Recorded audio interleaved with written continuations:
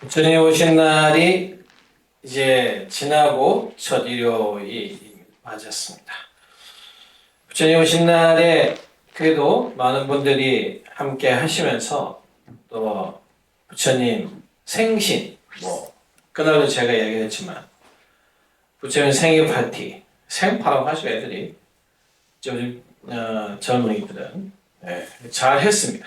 잘 하고 부처님 오신 날은 다 같이 즐거움을 갖는 게 핵심입니다.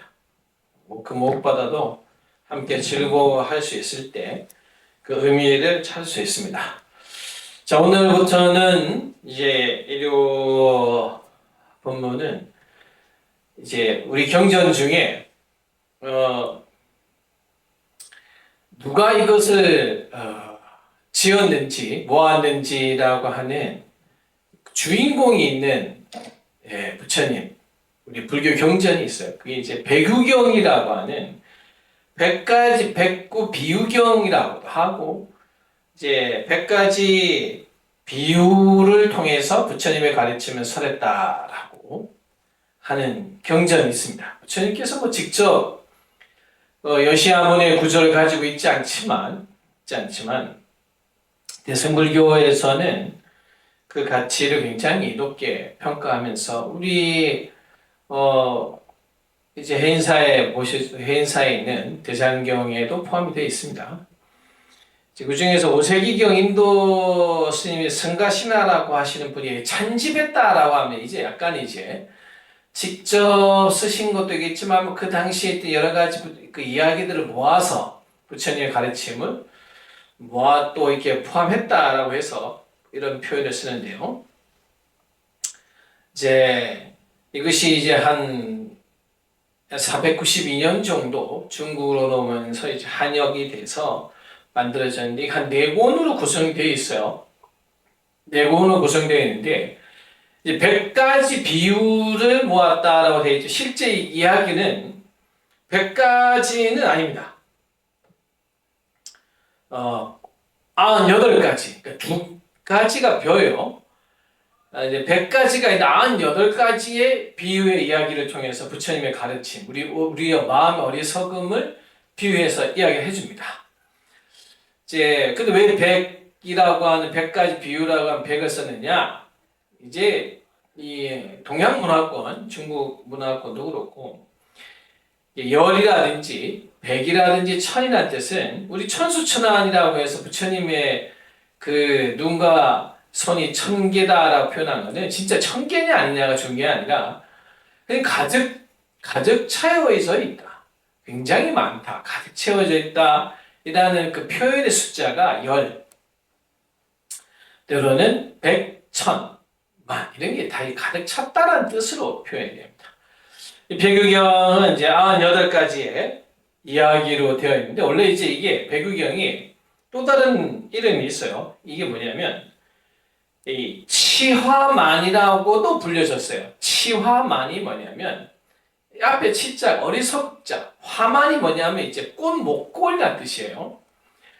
그러니까 어리석은 사람에게 부처님의 지혜와 진리를 상징하는 꽃 목걸이를 걸어준다라는 뜻이에요. 돼지목의 진주 목걸이라는 표현을 쓰는데 그건 이제 안 어울린다는 거고, 여기서 이 백유경의 또 다른 이름인 치화만이라고 하는 것은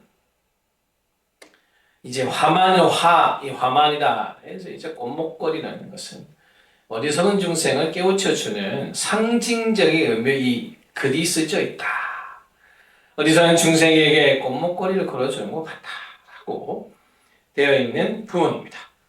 자, 그래서 이제 이번 일요일 때 이 백유경의 이야기를 여러분들에게 제가 이제 들려드리려고 합니다. 오늘 이 백유경의 첫 번째 이야기는 이제 이 소금에 관련된 이야기예요. 소금. 인류가 이 소금을 발견하고 소금을 음식에 사용도 하기도 하지만 어쩌면 인간의 수명을 늘리는 데 있어서 소금은 굉장히 큰 역할을 합니다. 우리가 단식하거나 이럴 때 이제 이렇게 소금은 꼭 물에 타서 좀 먹기도 하고, 그리고 탈수가 될 때, 여름에 땀을 굉장히 많이 흘리잖아요, 여러분들. 그러면 실제로 이 염화나트륨 이거를 알약으로 만들어서 군이라든지 정말 여름에 밖에서 땀을 많이 흘려야 되는 분들에게는 알약처럼 줍니다. 이 알약처럼 있어서 이제 그 알약을 삼키면 이 소금이 줄 수 있는, 우리 신체에 소금이 어느 정도 있어야 물이 다 빠져나가면 여러분 사망합니다. 땀으로도 그렇게 다 빠져나가 버리면요 사망합니다. 이런 것을 막기 위해서 이제 이 소금으로 된 알약을 먹기도 합니다. 이 소금이 작은 금이에요. 예전에는 이 소금은 굉장히 비쌌습니다. 이게 이제 너무 비싸니까 작은 금이라고 표현을 한 거예요. 그만큼 귀하고 비싸고, 이 자연 속에서 얻어지는 천연 소금, 물론 지금은 이제 화학으로도 만들긴 하지만 이 소금이라고 하는 것이 정말 귀하고, 그 과거 아주 오래전 시절로 생각해요. 지금부터 한 1500년, 뭐 거의 2000년 전으로 생각해 보세요. 이 소금이라는 게 얼마나 귀하고, 후추가 옛날에 귀했듯이 이 음식에 이 양념이라고 하는, 음식을 만들어서 우리 다 사용하잖아요. 그럼 그 음식의 풍미라든지 정말 맛을 극대화시켜줍니다. 자, 오늘 이 백유경의 이야기가 이 소금에 관련된 이야기입니다.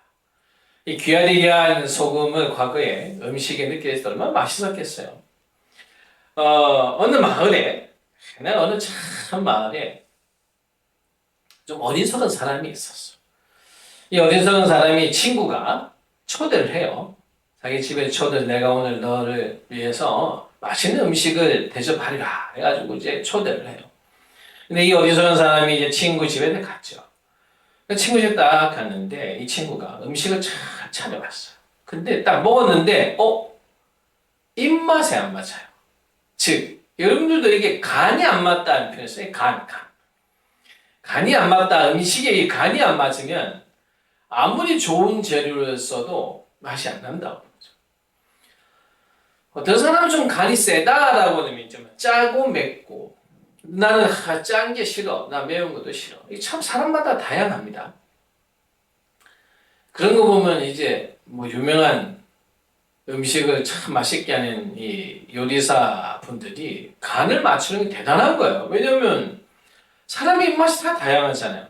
여러분들도 어린 시절에 친구 집에 가면, 친구 집에 가서 친구 부모님 음식을 해주면 이게 내 입맛에 안 맞을 수도 있어요. 물론 우리 엄마보다 더 잘하는 수도 있겠지만, 여러분들 보면 이제 그 입맛이 맞지 않을 수도 있죠. 그래서 예민한 부분이에요. 굉장히 우리 미각이라고 하는 게 예민한데, 이 어리석은 사람도 뭔가 너무 싱거운 거야. 내가 먹던 건 너무 싱겁고 맛이 안 나니까 이야기를 합니다. 아니 너무 맛이 없어. 이거 좀 이상하게 음식이 나한테는 안 맞는 것 같아. 왜 이렇게 맛이 없나? 라고 하니까 이 친구가, 초대한 친구가 잠깐만 기다려봐라 하면서 이제 주방에 들어가서 이제 뭔가 하얀 이제 가루를 가지고 와서 음식에 사사사 뿌리고 이렇게 버무르고 난 다음에 다시 또 내어주는 겁니다. 그 사람이 이게 뭔가 해서 딱 먹어봤는데 아니 세상에 너무 맛있는 겁니다. 입맛이 딱 맞는 거야. 너무 신기한 거예요. 아니 그전에 그렇게 맛이 없던 음식이 그 하얀 가루 뭘 이렇게 좀 손가락으로 좀 이렇게 솔솔솔 뿌리고 이렇게 버무리는데 이 세상에 이렇게 맛있을 수가 있나? 그래서 물어봅니다. 아니 도대체 그게 뭐야? 너무 뭘 넣었는데 이렇게 맛있을 수가 있느냐? 야, 세상이 너무 신기하다. 이제 이 친구가 일러줍니다. 이게 소금이라는 건데 이거는 세상 모든 음식을 다 맛있게 한다. 라고 이야기합니다. 이 어리석은 친구가 보니까 진짜 먹어본 적도 없고 지금까지 살면서 먹은 중에 제일 맛있는 음식을 이 소금이라는 놈이 만들어줬다 생각. 소금이라는 게 그렇게 맛있는 거구나. 그래서 이 그 친구 집에서 이제 그 맛있는 음식을 먹고 난 이 어리석은 사람이 가지고 있는 기저항을 팔아서라도 난 이 소금을 꼭 사야겠다. 그래서 이 소금을, 이 비싼 소금을 이제 집에 있는 걸 팔아서라도 삽니다.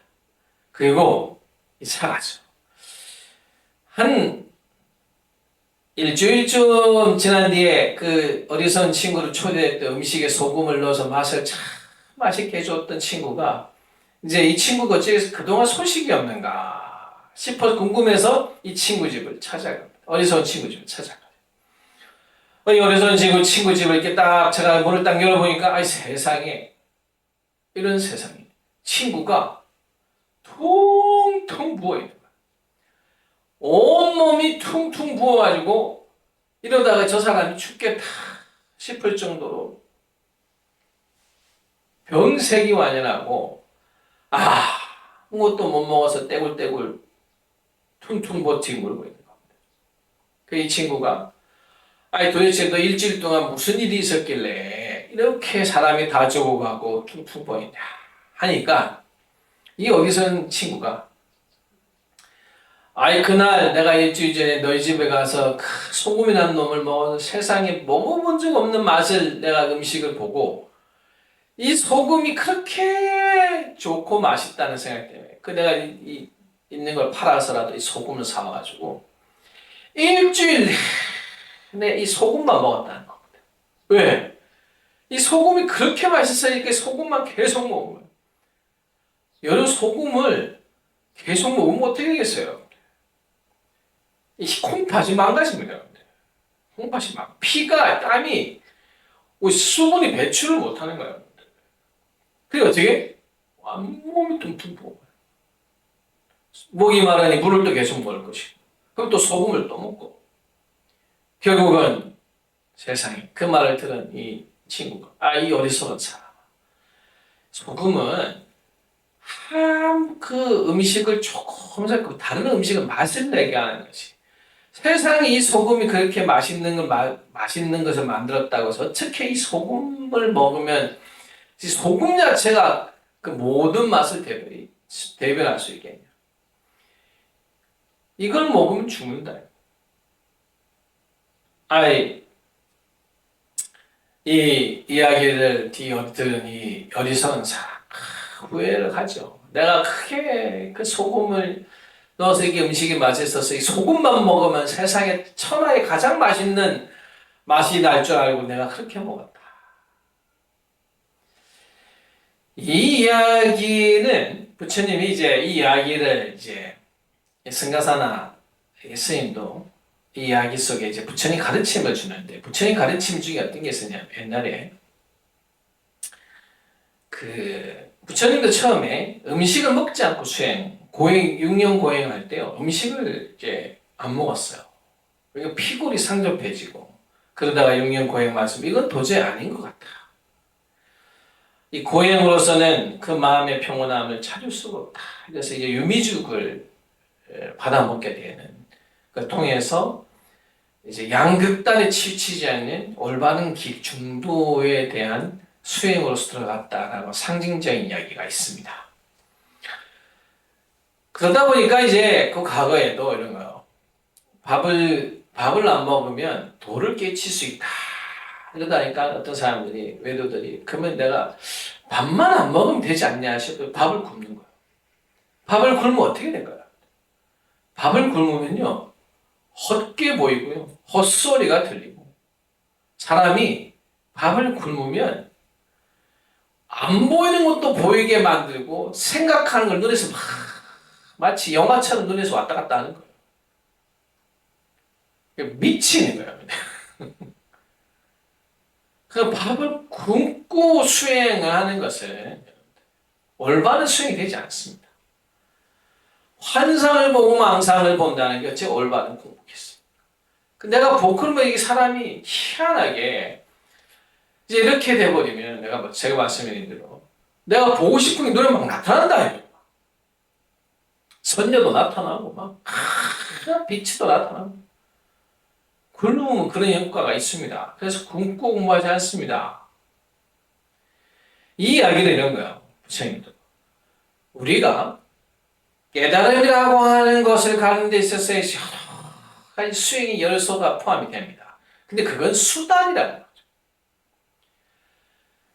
수단은 그 목적을 이루는 데 있어서의 하나의 방편입니다. 하나의 그냥 도구일 뿐이죠. 수단은 또 여러 가지가 있을 수 있습니다. 그런데 하나의 수단이 좋다고 해가지고 그것만 내가 하게 되면은 마치 목적이 저절로 이루어지는 것처럼, 그래서 수단과 목적이 혼돈이 되어버리는 일이 나타나는 겁니다. 부처님은 이제 그것을 이 소금을 먹는 어리석은 사람의 비유로 이야기합니다. 우리 일상의 삶에 있어서 여러분들 굉장히 많습니다.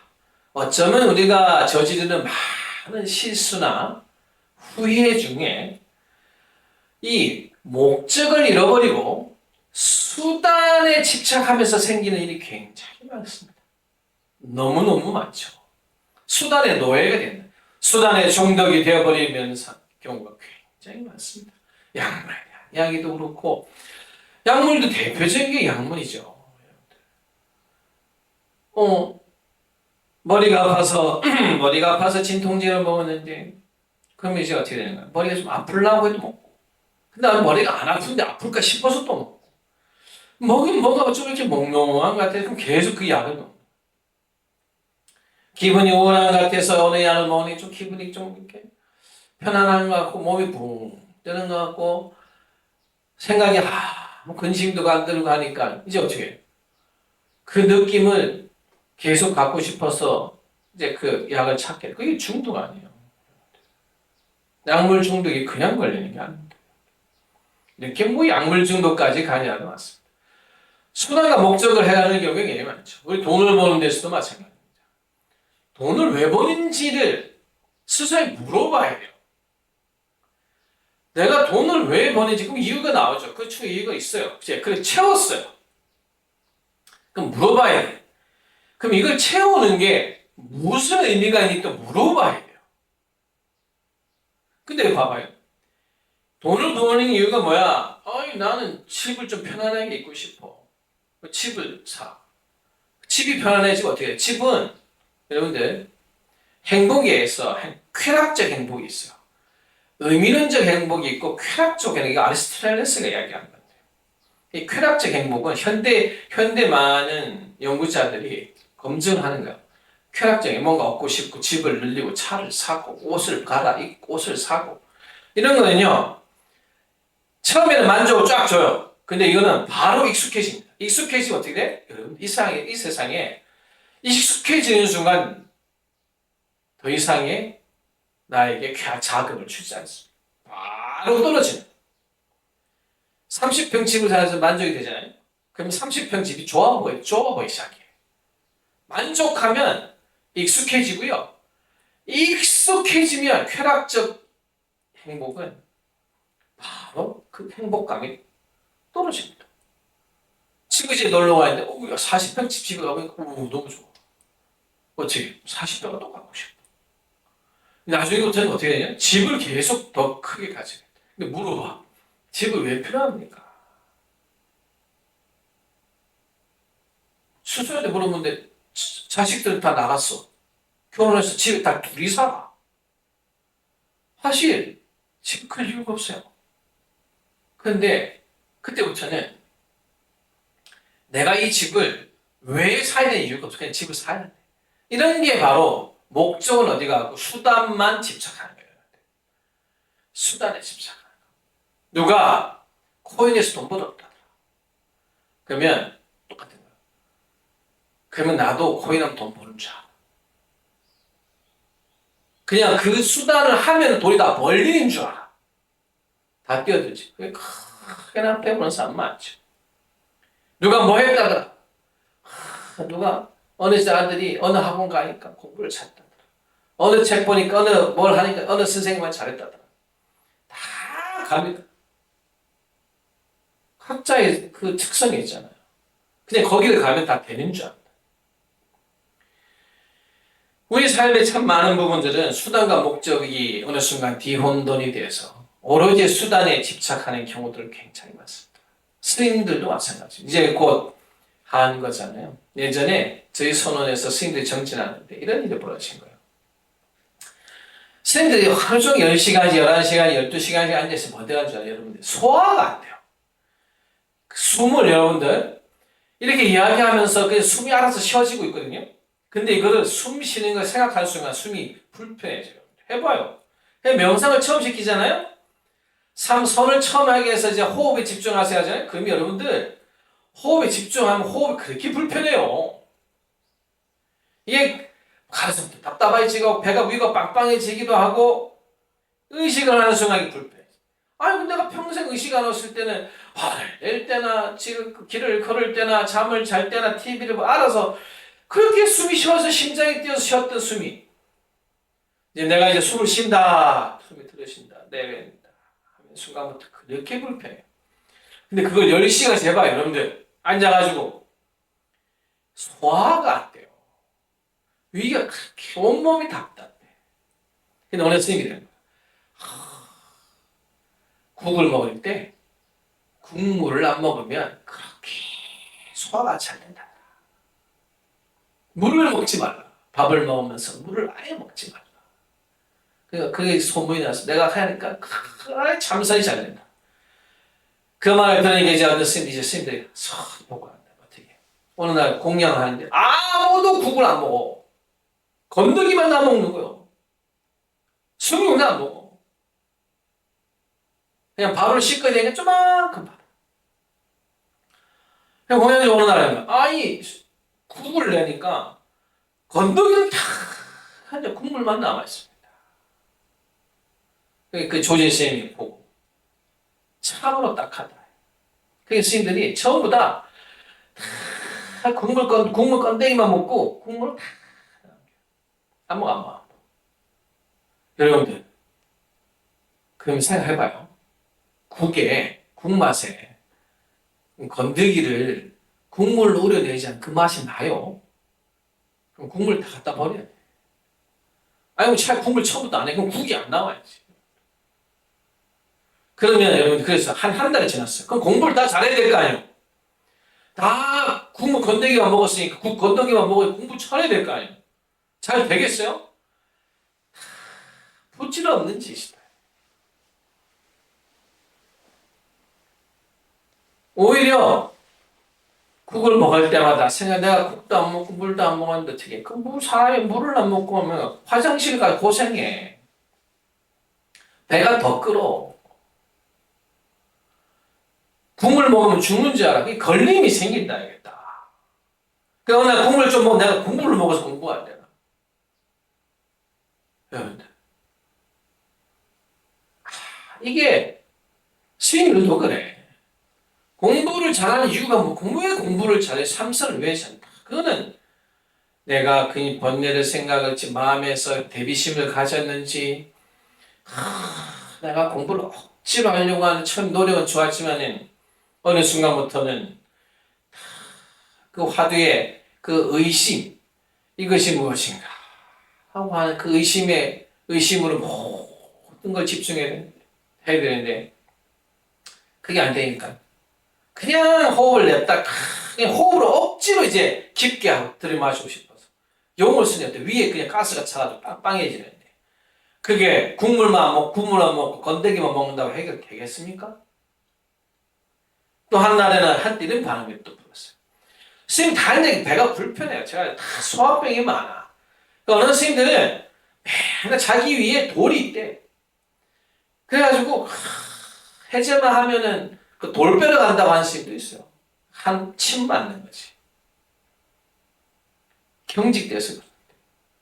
그러니까 어느 스님들이 어느 날 내가 해제 때 커피로 관장을 하니까 세상에 장이 시원하게 베어져가 몸이 너무 가볍고 참선이 그렇게 잘 나더라.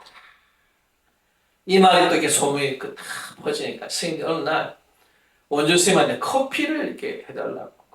차단을 할 때 커피를 마시려고 하는데 주문인 부분들이 관상을 하는데 도구를 다 샀다. 이게 왜 하나? 봤더니 스님들이 쉬는 시간에 전부 커피를 내는 그 커피 그 물로 관장하느라 정신이 없는 거야. 화장실에 가 다 그 관장하고 있는 거야. 조지 선생님이 그 꼴을 보고 전 대중을 불러 이 어리석은 중생들아. 그 관장을 해서 공부가 잘 될 것 같으면 세상의 부처가 어찌 마음 공부로 되는 것이냐. 전부 그거 하나 정신이 빠지니까 관장이 제대로 안 나는 공부가 안 된다 생각 엄청 불편한 거야. 이제 거기에 대한 매인해. 공부 이걸 왜 하는지 마음을 다 풀어놓고 집착을 놓기 위해서 한 일에 그 집착을 완전히. 공부하는 스님들도 그렇습니다. 공부를 너무 하고 싶은 그 욕망, 그 의지 다 좋죠. 공부를 난 잘해야 돼. 하지만은 마음 공부라는 것이 그 생각마저 놓는 것인데 목적은 사라지고 그걸 하니 좋다더라. 그것만 냅다. 소금만 냅다 먹는 거와 뭐에 틀린 게 있겠습니까? 여러분들께서도 그런 일이 많습니다. 우리는 내가 이 생각을 왜 부여잡고 있는지, 내가 이 행동을 왜 하려고 하는지 이유는 다 그 목적은 사라지고 그냥 붙잡고 있는 것만이 안심스러운 것 같아서 붙잡고 있는 거기에 집착하고 있는 모습들이 아마 다 우리 여러분들 생활 속에서는 다 한 가지가 있을 겁니다. 부디 이제 이번 주는 이 소금만 먹어 어리석은 사람. 옛날 이런 말 있잖아요. 그래서 공짜면 양잿물도 마신다. 양잿물 먹으면 죽습니다. 이게 왜 공짜가 문제가 아니잖아요.